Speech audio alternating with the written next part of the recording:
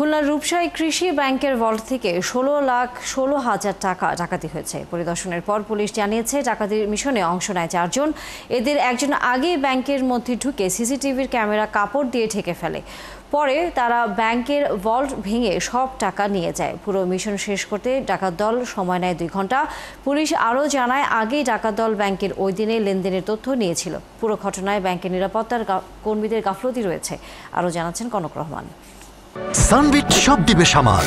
Sunbit magic press dishwashing এর মাথা ঘোরানো সলিউশন।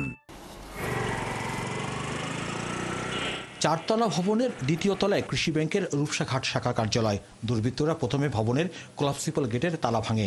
এরপর একে একে অফিসের মূল গেটের ক্লপসিবল ও কাঠের দরজা তালা ভেঙে ভেতরে প্রবেশের পর ব্যাংকের ভোল্টের ক্লপসিবলের 3টি তালা ভেঙে ভোল্টে প্রবেশ করে। কখন কোন সময় টাকা লুটের ঘটনা ঘটল তা অনুসন্ধান করতে গিয়ে জানা যায়, শুক্রবার ভোর থেকে সকাল 7:30টার মধ্যে ঘটনাটি ঘটে। ওই সময় ব্যাংকের নিরাপত্তার দায়িত্বে ছিলেন আবুল কাশেম নামের এক নিরাপত্তা কর্মী। ফজরের নামাজের সময় হলে তিনি নামাজ পড়তে যান, কিন্তু কাউকেই দায়িত্ব বুঝিয়ে দেননি, এমনকি পরে আর ব্যাংকে ফিরেও আসেননি। খোঁজ নিয়ে জানা গেছে ব্যাংকের ভেতরে প্রবেশ করে একজন, অপর 3 জন ব্যাংকের আশপাশে অবস্থান করে সাধারণ মানুষের গতিবিধির দিকে নজর রাখছিল।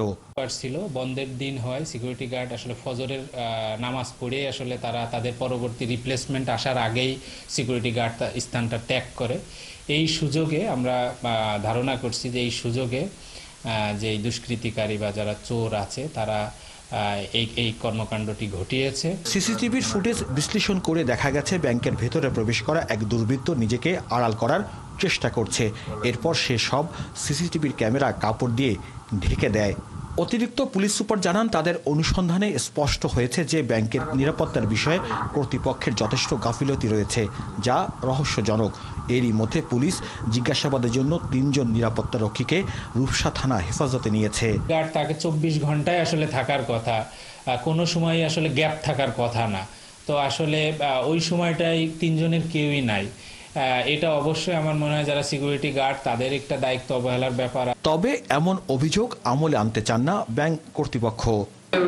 ডিজিটালি আমরা দেখতে পাই না, আমরা তাদেরকে ফোন করে জিজ্ঞাসা করি যে তুমি ব্যাংকে আসো কিনা, সে বলছে আমরা আছি স্যার, আমরা ব্যাংকের নিচে দাঁড়ায় আছি, আসলে আমি দেখতে পাচ্ছি না, আসলে যারা বলছে আমরা সেটা।